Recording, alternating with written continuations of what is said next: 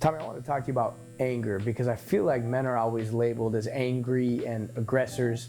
There's a lot of research out there that says that men and women get angry at equal rates, but men just express it differently. So we deal with a lot of anger issues. Yeah, no, recently I had a guy in here who's definitely got some anger issues. He actually had to divorce his first wife over it and had to become uncomfortable with why he was angry. And through some therapy, he's a changed man. I guess I started at Fountain Hill, 2003. It was about abusive relationships. In my case, me to my wife at the time. You know, at the beginning there's pushing and shoving and you know, screaming and yelling. That went away.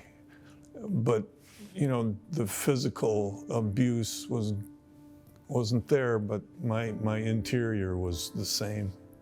And that comes through. Just abusive attitudes, internal structure that let me think I knew how she should act and how she should be in certain situations. And there's a life cycle of, you know, the rage, the anger. So there'd be weeks or months of, you know, good times or good enough times, and all of a sudden, pow! It was bad. I mean, there were some broken dishes, you know, in the first 10 years, and hearts. Emotionally, it was just awful. It was so painful, just day after week after month after year, you know, in a way that I was dead for years and years and years emotionally. The only thing I could feel was rage, really, or anger. 27 years. I filed. Yeah, I started to change finally. And that changed everything. I'd like to do it over. That's not possible, of course, but I'd still marry the same woman if I could. Therapy, that was a couple of years worth, figuring out that I wasn't angry at my wife, that she didn't deserve, you know, 99% of that.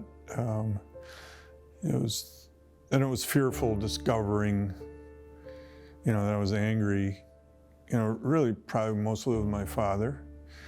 Not that he was a bad father.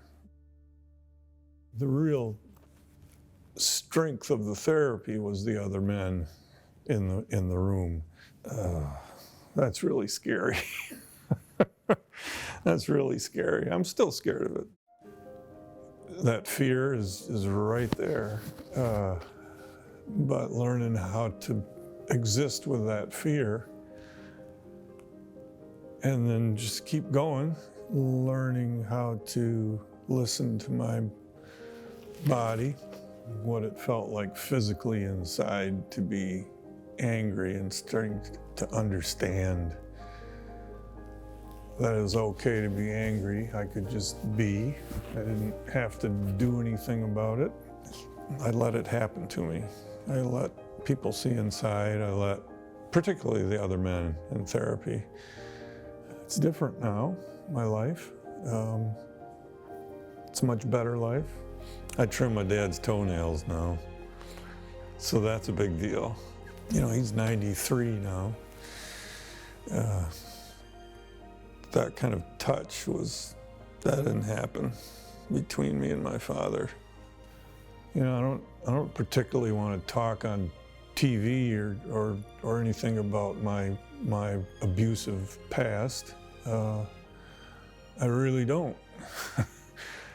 But if I'm asked, I'm willing, because people need to hear they can come out on the other end, maybe, and experience healing. You know, he's married again, which is fantastic, but he still has those same feelings that come up. And when his wife has to have a serious conversation, the feelings come back. I just think there's a lot of men out there who can identify with that, right?